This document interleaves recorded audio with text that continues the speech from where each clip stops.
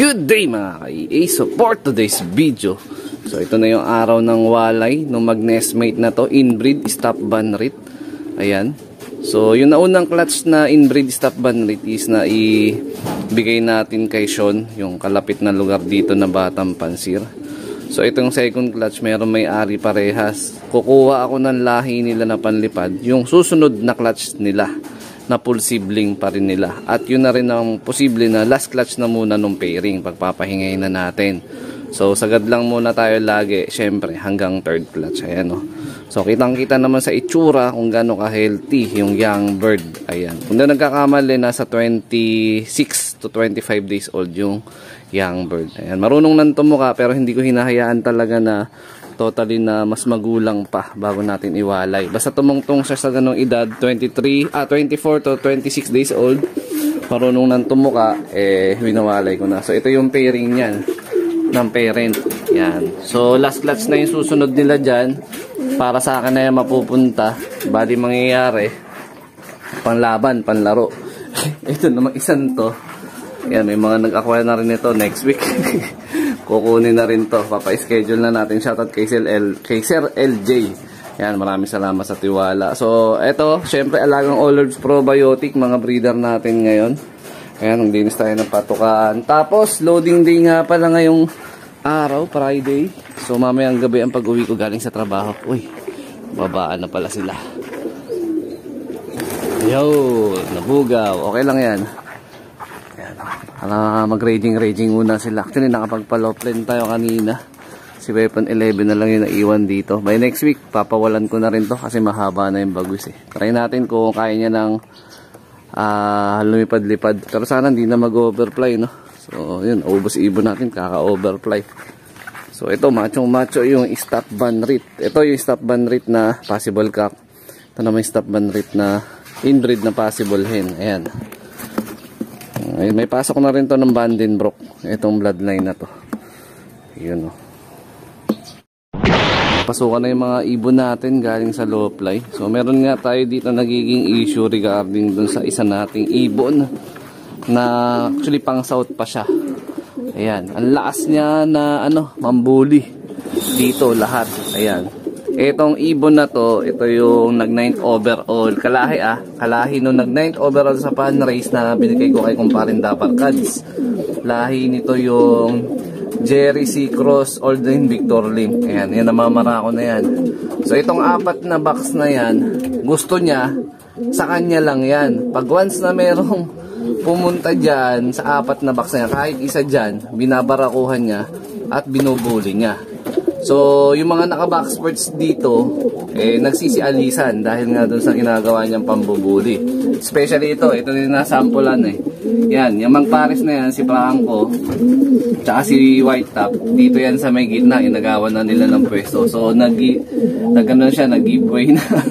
Ayan. Actually, naawa na rin ako dito kasi bugbog yung mukha eh.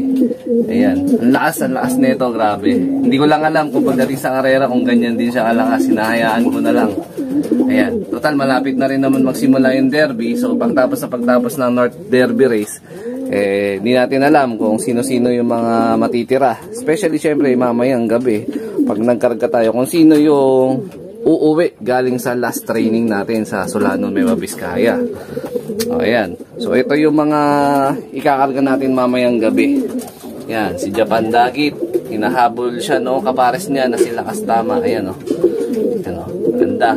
Maganda yung katawan ng mga yan, maganda rin yung kondisyon. Ayan. Kahit sabihin natin tuloy-tuloy yung pag-ulan, hindi naman sila nagkakasakit any one eye cold or wet wrappings, wala. Si Franco, ganun din.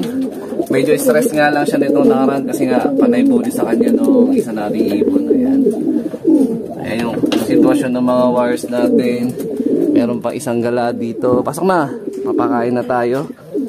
So more on mukbang na tayo para sa mga pagkain ng mga warrior. Damay na yung mga ibon na natin na hindi naman natin pati ni training. Pero pag nagsimula na tayo ng training, mag-i-start na rin tayo na mag-ano sa kanila. I mean, magdisiplina sa pagkain, diet, yun, parang ganon, trapping, etc. Actually magaling naman sila lahat mag-trapping. Ayan, patukaan natin. Anong oras na ba? Time check muna tayo. 7:14 pa lang pala, maaga pa. Pero papakain na tayo kasi may gagawin pa ako eh. Ayan, food trip nila. Ayan, ito yung mga winalay natin ng mga nauna na young bird. Ayan. Ito, pawalay na rin to next week. By Monday or Tuesday. Ganon din dito. Ito nga pala, yung rektang anak ni Lakas Tama. Tsaka ni Japan Dagit. Ayan o, kamukhang kamuka. Ayan, replica. Pinayaya lang natin yan dito. Ayan o. Diba? Japan Dagit na Japan Dagit eh. Actually, for out ko to. May mga nag-inquire kaya lang wala pang nag-deal. I mean, wala pang nag-close deal. Pero kung walang mag-close deal dito, wala namang problema. Pwede naman natin yan ilipad. Actually, excited na rin ako sa magiging result ng possible race natin sa North. Kasi yung history natin sa North race, medyo hindi siya, wala pa tayo napapatunayan sa North. Ayan, actually. Kasi ng mga unang race natin, newbie, gulong agad, second lap lang, lalo sa una. Pero yun nga, pag nung nakaraan na lumipat tayo ng South, unang South natin, eh nakabira agad tayo, nakapagpahabyar tayo nun. Tapos sumunod na South nun, Kalbayog naman. Sumunod na South, more on mat no, gulong din. Tapos nadugtungan na naman ng sumunod na South. Nagkaroon na naman tayo ng panibagong Javier. Yun. Tapos yung naglipad na naman ako ng North, yan, gulong na naman hanggang Bigan lang. Actually, yung Bigan nga, ito nga yun. Kaya tinawag kong Bigan finisher to si Japan Dagit. Kasi yun yung time na nawala rin siya nung Derby. Bigan yun, second lap. Umuwi after 1 month. Ayan, mukbang na. Ayan o, gaano kumain ng mga ibon natin, grabe. Pag pinapakita nila ako ng ganyan, natutuwa ako na nalulungkot. Nalulungkot kasi mabilis maubos yung patuka. Natutuwa kasi alam ko, every time na malakas sila kumain, tapos maganda dropping, ibig sabihin, maganda yung magiging resulta ng resistensya nila. Ayan. So sana magresulta tayo sa padating na North. So tingnan natin kung sino ang uuwi sa last training ng Solano Nueva Vizcaya. Yan, good luck din sa lahat na merong mga pauwian ngayong umaga. Actually may training ang BBCM ngayon pero hindi nga tayo nagkarga kasi nga nagpo-focus ako para sa last training na Solano. Tapos Friday na kasi yung loading, so matutulog na yung mga ibon sa truck. Friday ng gabi, tapos maghapon ng Sabado, release natin Sunday. Ayan, so abangan tayo ng Sunday. So check natin kung maabangan natin yung mga ibon sa Sunday.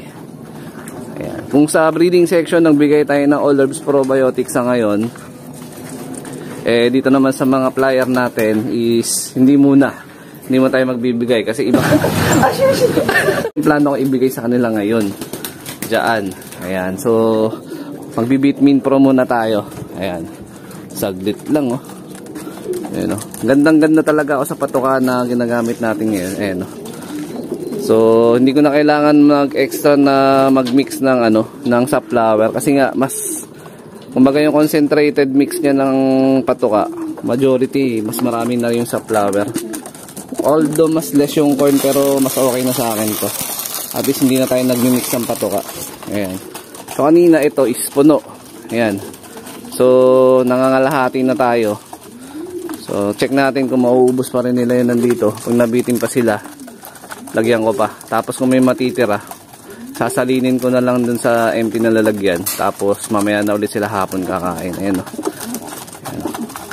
More on checkered pala talaga ng ibon natin dito. Kasi sa bagay, yan yung pinaka baseline ko dito eh. Yung sa foundation bird na Goke. Ayan. Shoutout kay Sir Michael Tolentino. Tsaka kay Edie Silop. Ayan. Ayan yung mga ibon natin. Excited na rin ako sa North. Tsaka sa susunod na South. Ayan. So South na tayo maglilipad ng training sa BBCM. So sa ngayon, MMFC target natin, combine SJDM RPA. Yan, shoutout nga pala sa lahat ng member na SJDM RPA tsaka MMFC. Yan, shoutout kay Boss Ron. Ayan, malapit na mag-derby. Boss, kung ilan yung uuwi ko sa linggo, automatic, double entry yon, MMFC SJDM RPA. Sa lahat na hindi pa member ng MMFC tsaka SJDM RPA, pwede kayong magpa-member. Kontakin nyo lang si Presron Rosales. Yan, main loading station, Gumaok, San Jose del Monte, Bulacan. Alright.